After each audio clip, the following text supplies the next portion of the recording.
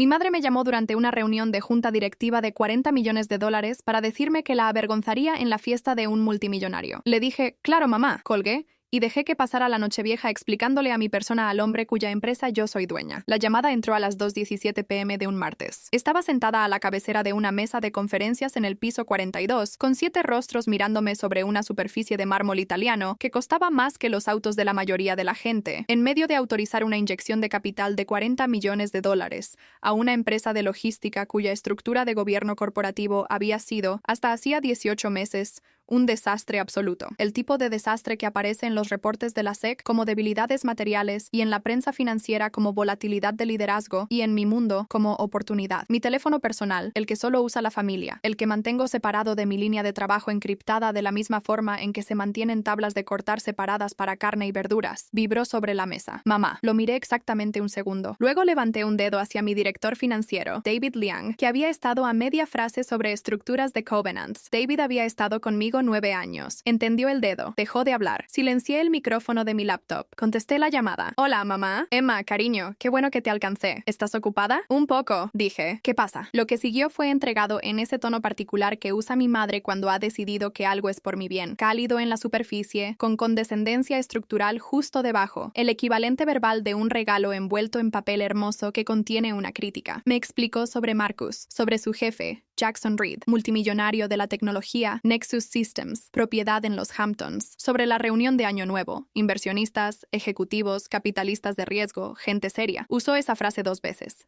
Gente seria, y luego llegó al punto. Así que pensamos que sería mejor que te quedes esta vez, cariño. Alguien podría preguntar a qué te dedicas y decir que enseñas ética empresarial en una universidad estatal no es exactamente. Una pequeña risa de disculpa. Impresionante para este grupo. Observé a David al otro lado de la mesa. Estaba mirando los documentos de Covenants, muy estudiosamente sin mirarme. Claro, mamá, dije. Marcus se va a sentir tan aliviado. Estaba genuinamente preocupado de tener que explicar tu situación laboral a gente que en verdad ha construido algo. Ahí estaba. Situación laboral. Como si mi vida fuera un problema que se gestiona en lugar de una elección que se hace, lo cual, había llegado a entender, era exactamente cómo mi familia me había categorizado durante 14 años. Claro, dije, eres tan buena onda con estas cosas. Haremos algo después de las fiestas. Solo familia. Colgó. Miré el teléfono un momento. Luego reactivé el sonido de mi laptop. Perdón, dije a los 7 rostros. ¿En dónde estábamos? David levantó la vista de los documentos de Covenants. La estructura de deuda senior, dijo, con la neutralidad profesional de un hombre que casi con toda seguridad había escuchado cada palabra y nunca lo mencionaría. Cierto, dije. Cerrémoslo. Mi voz no tembló ni una sola vez. Déjenme contarles lo que mi familia sabe de mí. Saben que me gradué de la Universidad Weston con un título en negocios. Poco notable, pensaban,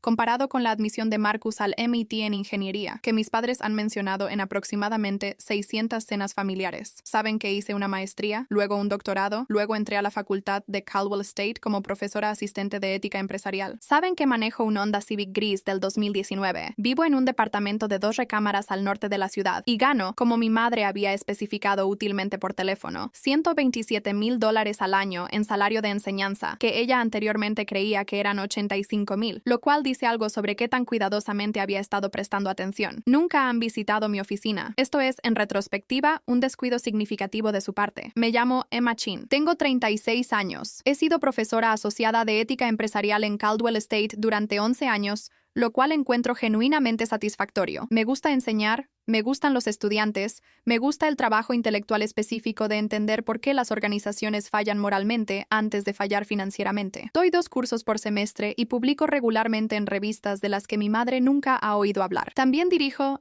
Sterling Governance Partners. Sterling es un fondo de capital privado. Nos especializamos en reestructuración de gobierno corporativo. Identificamos empresas con activos subyacentes sólidos y estructuras de gestión catastróficas. Adquirimos posiciones significativas. Forzamos los cambios de junta directiva necesarios para estabilizar y optimizar, y observamos cómo el valor se compone. Es un trabajo minucioso y poco glamoroso que requiere una combinación específica de análisis financiero, psicología organizacional, estrategia legal y la paciencia de avanzar avanzar despacio cuando todos a tu alrededor quieren avanzar rápido. Lo empecé a los 22 años, con $340,000 en capital semilla de 3 profesores que creyeron en mi tesis antes de que yo tuviera el historial para probarlo. Llevo 14 años dirigiéndolo. Sus activos bajo gestión actuales suman $2.4 mil millones. Tengo una oficina en la esquina del piso 42 de la Torre Meridian. Desde mi ventana puedo ver 3 edificios que Sterling posee por completo. He mirado esos edificios todos los días de trabajo durante 4 años y los he encontrado consistentemente una fuente de satisfacción tranquila. Mi familia no sabe que la oficina existe. Esto no fue, inicialmente, un engaño deliberado. Fue más bien una divergencia gradual entre la versión de mi vida que mi familia había decidido que era verdad y la versión que realmente estaba sucediendo. Al principio, no los corregí porque Sterling era joven e incierto y no quería explicar algo que todavía podía fracasar. Luego tuvo éxito suficiente como para que no explicarlo requiriera más esfuerzo activo. Luego había estado sin explicarse durante tanto tiempo que la explicación hubiera requerido una conversación sobre por qué no lo había explicado, que era una conversación que me parecía cada vez menos interesante. Mi hermano Marcus tiene 33 años. Tiene un título de ingeniería del MIT, un talento para hacer contactos y una confianza en su propia inteligencia que siempre ha excedido su desempeño real, lo cual digo sin crueldad, pero con precisión. Trabaja en Nexus Systems como Director Senior de Desarrollo de Producto. Tiene opciones de acciones que observa con la atención obsesiva de alguien que ha decidido que representan su destino. Lo que Marcus no sabe es que hace 2 años, cuando Nexus Systems estaba en medio de una crisis de gobierno corporativo que estaba destruyendo silenciosamente la confianza de la Junta y suprimiendo el precio de las acciones, Sterling Governance Partners adquirió el 7.2% de la empresa a través de una serie de compras cuidadosamente estructuradas en el mercado secundario. Forzamos una reestructuración de la Junta durante 8 meses, en silencio, desde la posición de un accionista significativo pero no controlador. Instalamos 2 directores independientes, reescribimos el marco de compensación y atendimos 3 debilidades materiales en sus reportes financieros que estaban poniendo nerviosos a los inversionistas institucionales. Las acciones se triplicaron en los siguientes 14 meses. Las opciones de Marcus, que habían estado casi bajo el agua durante la crisis, llegaron a valer, según el último cálculo, aproximadamente $1.4 millones. Él lo había celebrado en una cena familiar, pidiendo el vino caro y explicándole a mi padre, con considerable extensión, la genialidad estratégica de la nueva dirección de la Junta de Nexus. Yo me comí mi salmón y asentí pensativamente, y dije que sonaba como un gobierno corporativo muy sólido. Reconozco que esto es un tipo particular de paciencia. Diana, mi mejor amiga desde hace mucho tiempo, una mujer de profunda inteligencia emocional y absolutamente ninguna inclinación a evitarme sentimientos incómodos, lo llama de otra manera. Eres diabólica, me dijo cuando le expliqué la situación de Nexus durante una cena 3 semanas antes de la llamada. Soy una investigadora que encuentra convincentes los experimentos naturales de campo, dije. Emmy, me apuntó con el tenedor. Compraste la carrera de tu hermano y luego lo viste llevarse el crédito en la mesa. Eso es diabólico. Lo digo como un cumplido. Lo que Diana sabía, que mi familia no, era esto. Bloomberg iba a publicar la actualización anual de su índice de multimillonarios a la medianoche de Año Nuevo. Yo estaba en la lista, por primera vez. Número 673, más o menos, dependiendo del cierre final del mercado. Patrimonio neto, $2.4 mil millones. Mi familia estaría en un salón lleno de multimillonarios de la tecnología y capitalistas de riesgo, y gente seria en los Hamptons cuando esa lista se publicara. Yo no había arreglado esto. Quiero ser clara al respecto. La lista de Bloomberg es un producto periodístico. Había sabido durante 6 semanas, gracias a una periodista de Bloomberg llamada Christine Zhao, que había contactado a la directora de comunicaciones de Sterling para confirmar cifras, que la lista se venía. No lo había filtrado, ni cronometrado, ni coordinado con nadie. Simplemente no se lo había mencionado a mi familia. No estás haciendo nada, dijo Diana cuando le conté. Solo estás existiendo. Correcto. Se rió con la risa de una mujer viendo algo irresistible acercarse en cámara lenta. Emmy, van a estar parados en un salón con gente que sabe exactamente quién eres, y tu madre va a estar explicando por qué no te invitaron. Esa es su situación, dije. No la mía. Es diabólico, dijo otra vez. Me encanta. ¿Qué vas a hacer en Nochevieja? Quedarme en casa, dije. Tengo un libro sobre teoría del comportamiento organizacional que he estado queriendo terminar. Se me quedó viendo. Voy a traer champaña, dijo. Así se vieron los 14 años, desde adentro. Los primeros 3 años fueron simplemente difíciles. Construir Sterling desde una tesis de $340,000 hasta un fondo funcional requería el tipo de absorción improvisación total, que deja muy poco espacio para la actuación social, y la actuación social requerida en eventos familiares, el manejo de las expectativas de mis padres, la navegación de la energía competitiva de Marcus, el trabajo agotador de ser simultáneamente subestimada y responsable, era energía que genuinamente no podía darme el lujo de gastar. Así que aparecía en Navidad y Acción de Gracias y cumpleaños, y decía que estaba trabajando duro y que estaba bien, y mi familia miraba mi onda y mi departamento y mi salario de facultad, y asentía con la lástima gentil de personas que han decidido que tu techo es más bajo que el suyo. No los corregí. Año 4. Sterling cerró su primera gran reestructuración, una red de hospitales regionales que había estado perdiendo valor debido a un colapso de gobierno corporativo tan espectacular que había llegado a la prensa de negocios local. Adquirimos el 12% de la empresa operadora, forzamos la remoción de 3 directores e instalamos un marco de gobierno que convirtió a la organización de un pasivo en un objetivo de adquisición. La venta generó $47 millones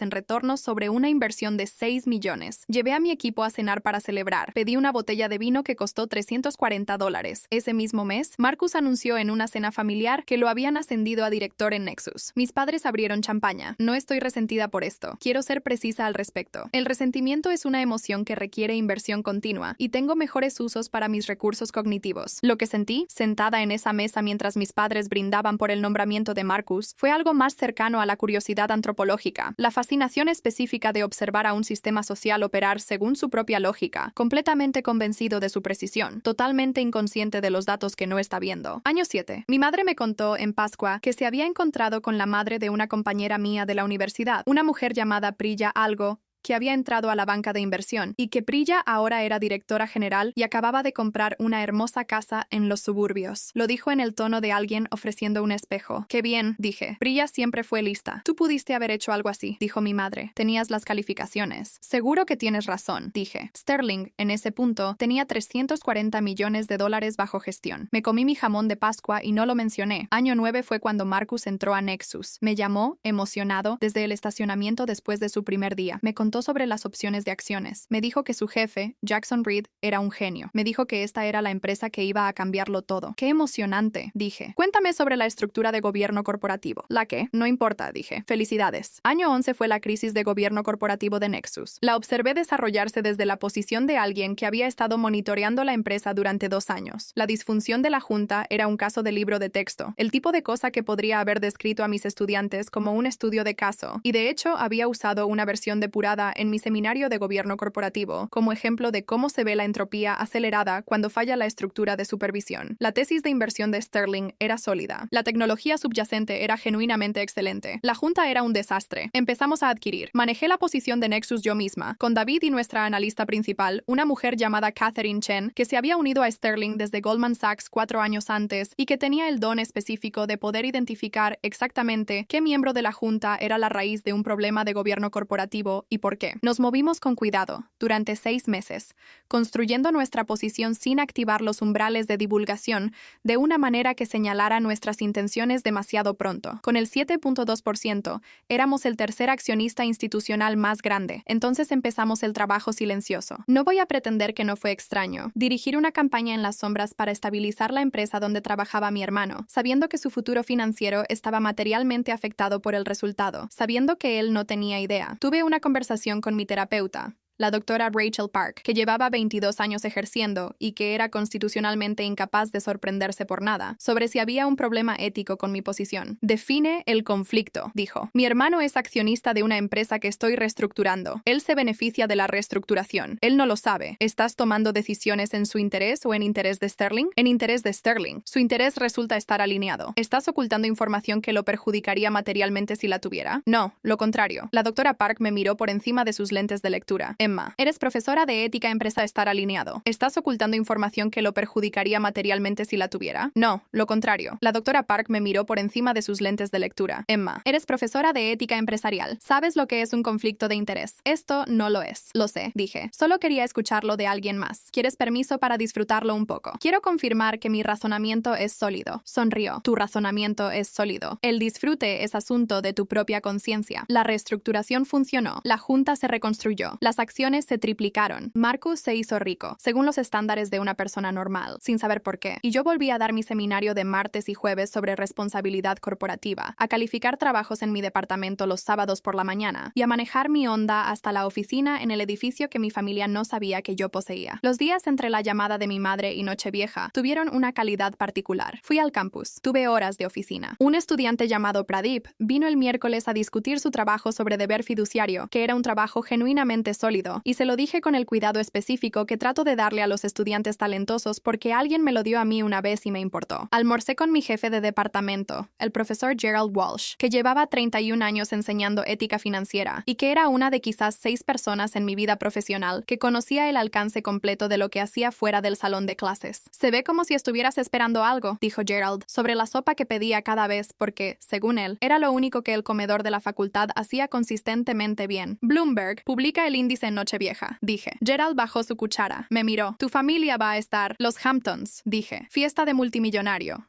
No me invitaron. Volvió a tomar su cuchara. Miró su sopa. Emma, dijo, llevo 31 años enseñando ética. Lo sé. Y no puedo identificar una sola falta ética en esta situación. Yo tampoco, dije. Ya lo revisé. Entonces disfruta tu Nochevieja, dijo, con considerable serenidad. También tuve, durante esos días, una conversación que había estado posponiendo durante aproximadamente 6 meses. Sterling había sido contactado por una periodista financiera llamada Christine Zhao, que cubría capital privado y riqueza para Bloomberg, y que tenía la cualidad específica de una persona que hace preguntas cuyas respuestas ya conoce y simplemente espera a que las confirmes. Había sido meticulosa y justa en su trabajo anterior. Respetaba su proceso. Hablamos el 29 de diciembre, 2 días antes de que se publicara la lista. Señorita Chin, dijo, Sterling Governance Partners. 2.4 mil millones de dólares bajo gestión, 14 años de historial, el 43º fondo con mejor desempeño en su categoría en la última década. Ha sido notablemente privada. Encuentro el trabajo más interesante que el perfil público, dije. Su fondo posee el 7.2% de Nexus Systems. Eso es información pública. Su hermano trabaja en Nexus Systems. Una pausa. También es información pública, dije, si sabes dónde buscar. ¿Sabía él que usted poseía parte de su empresa cuando ocurrió la reestructuración de gobierno corporativo? Consideré la pregunta. No, dije, no lo sabía. Otra pausa, más larga esta vez. Señorita Chin, dijo Christine, llevo 11 años cubriendo finanzas. El trabajo de gobierno corporativo que su fondo ha hecho en 7 empresas distintas está, y quiero ser precisa aquí, entre el trabajo silencioso más consecuente que he visto en este espacio. Ha estabilizado organizaciones que estaban fallando, protegido miles de empleos y generado retornos excepcionales. Y su familia cree que usted es una profesora con salario estatal. Mi familia tiene razón en que soy una profesora con salario estatal, dije. Un momento. Luego se rió, brevemente.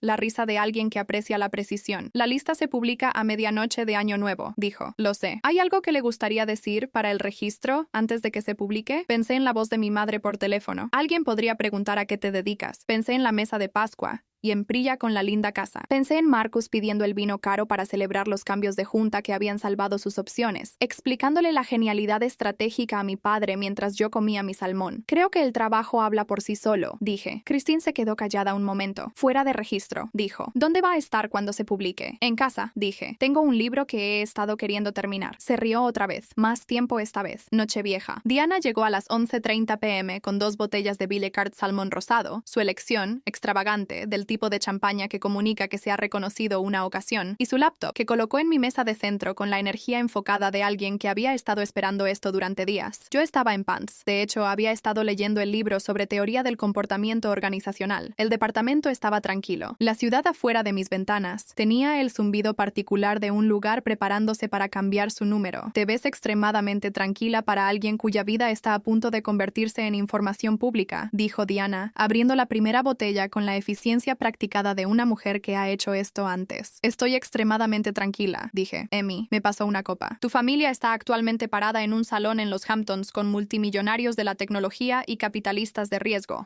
Revisó su teléfono. 22 minutos. Se publica la lista de Bloomberg y apareces en ella con 2.4 mil millones de dólares. Tu madre le dijo a un hombre cuya empresa posees en un 7% que eras demasiado vergonzosa para invitarte a su fiesta. Estoy consciente de los hechos. dije. Solo los estoy repasando en voz alta para que podamos apreciar plenamente la situación. Lo aprecio, dije. Lo he estado apreciando en silencio durante 2 semanas. Diabólica, dijo, por lo que probablemente era la 7ª vez. A las 11:47, Diana abrió Bloomberg en su laptop y la colocó en la mesa de centro. Nos sentamos en el sofá. Yo tenía mi champaña, ella la suya. La ciudad afuera se ponía más ruidosa. Sirenas y ruido de multitud a lo lejos y la energía particular de antes de medianoche de un lugar que se toma en serio sus celebraciones. ¿Cómo te sientes?, preguntó Diana. Lo pensé. Interesada, dije. ¿Cómo me siento antes de una votación importante de la Junta? ¿No nerviosa? ¿Sobre qué? Me miró. Sobre que tu familia se entere. Sobre que todo cambie. Miré la página de Bloomberg. El índice estaba listado como actualizándose a medianoche hora del este. Todo ya cambió, dije. Hace 14 años. Solo que no se dieron cuenta. 11:58. Diana actualizó. Todavía pendiente. 11:59. Actualizó otra vez. El ruido de la ciudad afuera creció. En algún lugar a lo lejos empezaba una cuenta regresiva. Podía escucharla débilmente. La insistencia humana colectiva de marcar transiciones. 12:00. Diana actualizó. La página cargó. Ahí estaba. 673. Emma Chin. Sterling Governance Partners. Patrimonio neto. 2.4 mil millones de dólares. Diana hizo un sonido que no era del todo una palabra. Mi teléfono empezó. Las primeras 3 llamadas fueron de exalumnos, 2 maestrías y un candidato a doctorado que aparentemente habían estado siguiendo la trayectoria de Sterling de lejos y ahora se encontraban con un dato que no esperaban. Luego, un miembro de junta. Luego, Gerald Walsh, que mandó un mensaje que decía simplemente, bien hecho, ahora ve a dormir. Luego, 3 de los socios institucionales de Sterling, que o estaban celebrando el reconocimiento público o recalculando algo, probablemente ambas cosas. Diana estaba en su propio teléfono, habiendo encontrado la página de Rate My Professors. Emmy se estaba riendo de esa manera con todo el cuerpo con la que se ríe cuando algo la deleita genuinamente. Alguien publicó a las 12:03. Me puso una B+ y vale 2.4 mil millones de dólares. Sostengo la calificación. Ella lo vale. Sonreí. Yo sostengo la B+.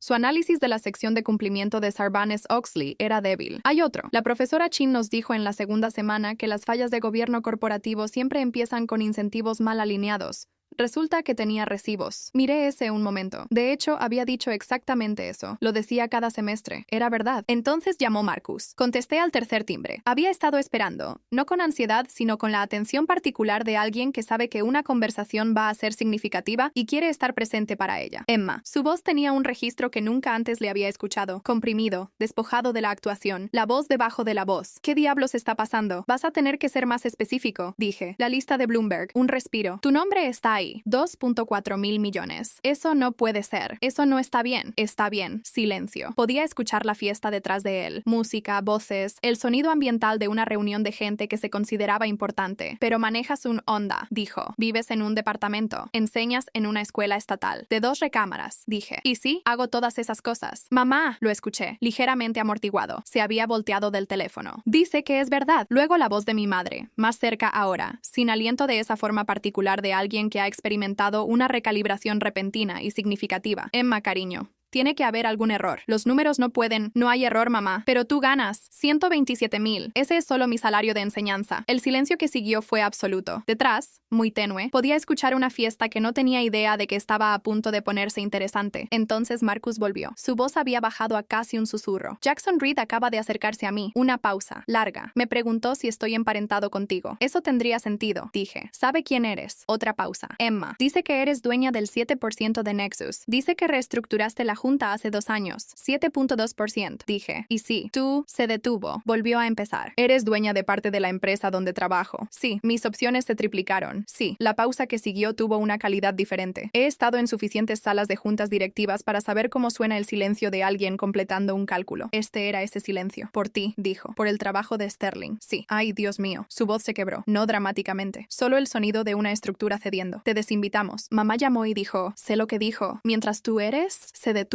Lo escuché procesando. Eres más rica que casi todos en este salón. No he hecho un cálculo completo de la lista de invitados, dije. Pero estadísticamente, probablemente sí. Voces amortiguadas. Luego mi madre, de vuelta en la línea, y su voz había pasado por una transformación completa. La condescendencia cálida completamente ausente, reemplazada por la energía frenética de alguien tratando de manejar una situación que ha excedido su capacidad de manejo. Emma, te necesitamos aquí. Mandamos un carro ahora mismo. No estaba invitada, dije. ¿Recuerdas? Los avergonzaría. Eso fue un error. No sabíamos. Nunca hubiéramos. No sabían, dije. Y aquí hice una pausa. No por efecto. Genuinamente, para encontrar las palabras correctas para algo con lo que había estado sentada. Durante 14 años. No sabían por qué nunca preguntaron, ni una sola vez. En 14 años. Sabían que manejaba un Honda. Y dejaron de hacer preguntas. Silencio. Me voy a ir ahora, dije. Feliz año nuevo, mamá. Colgué. Diana me miraba fijamente con la champaña congelada en sus labios. Mi línea de trabajo encriptada sonó. Este número, una línea separada, un teléfono separado, conocido por exactamente 5 personas en el mundo, suena quizás 2 veces al mes. Nunca había sonado en Nochevieja. Miré el número. No lo reconocí. Contesté. Señorita Chin. Una voz que no conocía. Suave, profunda. El registro específico de alguien acostumbrado a que lo escuchen. Habla Jackson Reed. Creo que le debo una disculpa profunda. Me quedé callada un momento. Detrás de su voz, en el fondo, muy tenue, podía escuchar a mi madre. Su voz, elevada, explicándole algo a alguien. Las palabras no del todo audibles. El tono inconfundible. El tono de una mujer intentando reenmarcar una narrativa que ya había concluido. Explicando por qué su hija no había sido invitada. Al hombre cuya empresa su hija poseía en un 7%. Señor Reed, dije, no es necesario. Sí lo es. Dijo, he sabido quién es usted durante 2 años. La reestructuración de Nexus francamente, fue la intervención de gobierno corporativo más elegante que he presenciado en 20 años en esta industria. Salvó mi empresa. Y su familia. Una pausa. Su familia me dijo que usted estaría fuera de lugar aquí. Estoy perfectamente cómoda donde estoy. Dije. Diana, que no podía escuchar nada de esto, observaba mi cara con la atención enfocada de alguien leyendo un texto que apenas puede ver. Me gustaría conocerla apropiadamente, dijo Reed. Tengo una situación en una de mis empresas del portafolio. Un problema de gobierno corporativo. Me dicen que usted tiene algo de experiencia. Podría tenerla, dije. Que su oficina llame a Sterling el lunes. Pregunten por David Liang. Él maneja las admisiones. Una pausa. Así de simple, dijo. Señor Reed, dije. He estado construyendo Sterling durante 14 años sin el permiso de nadie. No necesito una fiesta para empezar. Se rió. Una risa real. La risa de alguien que ha reconocido algo. Feliz año nuevo, señorita Chin, dijo. Feliz año nuevo, dije. Terminé la llamada. Diana bajó su copa de champaña. Era Jackson Reed, el multimillonario, de cuya fiesta, sí, en cuyo fondo podías escuchar a tu madre. Sí, Diana volvió a tomar su champaña. Me miró. Miró la página de Bloomberg todavía abierta en su laptop. Me volvió a mirar. Emmy, dijo, necesito que entiendas que he sido tu amiga durante 22 años. Te he visto construir algo extraordinario en completo silencio mientras tu familia te trataba como una nota al pie. Y esta noche hizo un gesto amplio hacia el departamento. La ciudad, el teléfono, la laptop, la lista con mi nombre en ella. Esta noche es lo más satisfactorio que jamás he presenciado. No hice nada, dije. Lo sé, dijo. Eso es lo que lo hace perfecto. Chocamos las copas. Las llamadas continuaron hasta las 2 a.m. Contesté las de los socios de Sterling. Le respondí el mensaje a Gerald Walsh. Le mandé a Christine Yao un solo mensaje. Profesional y precisa como se esperaba. Gracias. Dejé que las demás fueran al buzón de voz y las escuché la mañana siguiente con café, con el interés particular de alguien revisando datos. Mi madre llamó 2 veces más esa noche. Dejé que ambas se fueran. Volvió a llamar la mañana siguiente, a las 9:14 a.m. Yo estaba en mi cocina con café y el libro de comportamiento organizacional, al que había regresado a las 2:30 a.m. con la serenidad de alguien cuya noche se había resuelto satisfactoriamente. Contesté. Emma. Su voz era diferente. Yo estaba en mi cocina con café y el libro de comportamiento organizacional, al que había regresado a las 2:30 a.m. con la serenidad de alguien cuya noche se había resuelto satisfactoriamente. Contesté. Emma. Su voz era diferente, despojada de registros, solo, cansada. ¿Podemos hablar? Sí. Dije. La conversación duró 40 minutos. Lloró, lo cual había esperado. Se disculpó de esa manera incompleta, en que la gente se disculpa cuando todavía está parcialmente en shock. La disculpa que cubre los hechos descubiertos en lugar del patrón subyacente. Escuché. No actué un perdón que todavía no tenía, porque mi terapeuta, la doctora Park, había pasado bastante tiempo explicando por qué el perdón actuado no le sirve a nadie. No lo sabía, seguía diciendo mi madre. Sé que no lo sabías. Dije. Eso es en lo que quiero que pienses. No en el dinero, no en la lista de Bloomberg. En el hecho de que no lo sabías, porque habías decidido que ya lo sabías. Un silencio. Decidí que tú eras la que necesitaba que la manejaran, dijo muy suavemente. Sí, dije. ¿Cuándo empezó eso? Lo pensé honestamente. Cuando Marcus entró al Emit, dije. Creo que necesitabas una historia donde alguien fuera el éxito y alguien necesitara ayuda. Era más fácil que vernos a los dos con claridad. Se quedó callada por mucho tiempo. Lo siento, Emma, dijo. Y esta vez la disculpa tenía un peso diferente, más lenta, del tipo que contiene un reconocimiento en lugar de solo una corrección. Lo sé, dije. Vamos a cenar, cuando las cosas se calmen. Marcus llamó esa tarde. Su disculpa fue más rápida, más al estilo de Marcus, menos procesamiento, más impulso. Dijo que lo sentía. Dijo que había sido un idiota. Dijo que no podía dejar de pensar en la cena de gobierno corporativo donde le había explicado los cambios de junta a papá como si él los hubiera inventado. No los inventaste,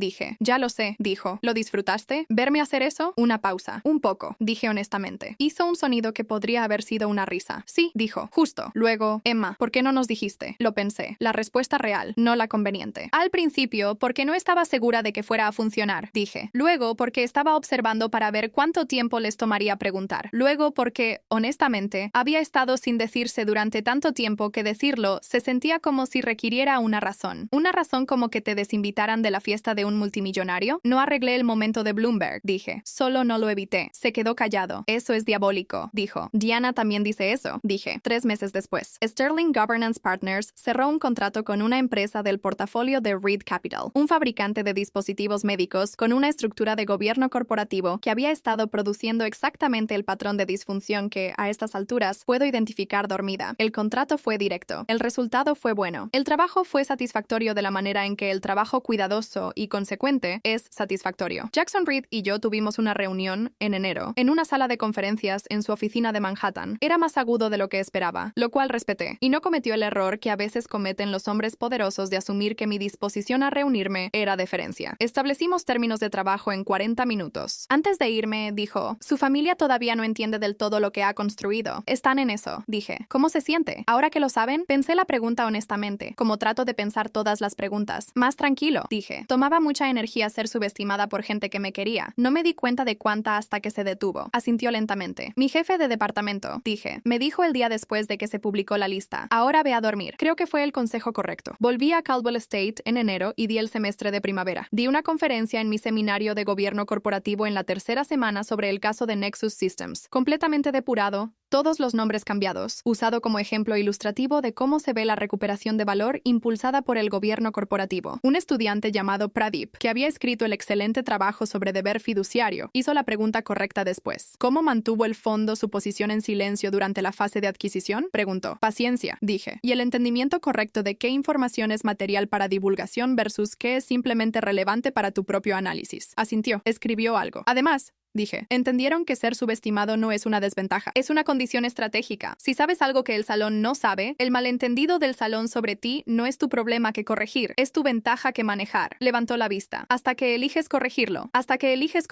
Coincidí. Tengo una fotografía nueva en mi escritorio en Sterling. Diana la tomó en Nochevieja, aproximadamente a las 12:03 am. Yo en mi sofá en pants, la página de Bloomberg abierta en la laptop de la mesa de centro, champaña en mano, en medio de lo que parece ser una noche completamente normal. Me veo tranquila, estoy tranquila.